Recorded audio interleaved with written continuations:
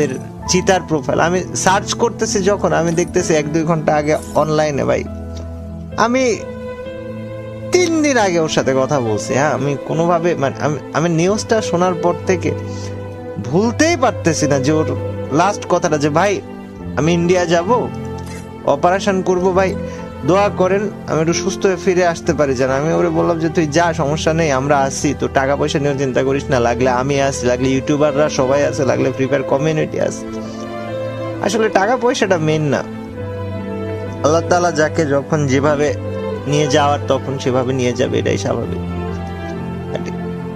এই চিতা নামটা তোমরা আজীবন মনে রেখো, এবং বাংলাদেশের ফ্রি ফায়ারের প্রতি আমার নিজের পার্সোনাল ভাবে রিকোয়েস্ট থাকবে যে চিতা নামটা এটা যেন ফ্রি ফায়ার স্পোর্টস এর সাথে আজীবন কানেক্টেড থাকে।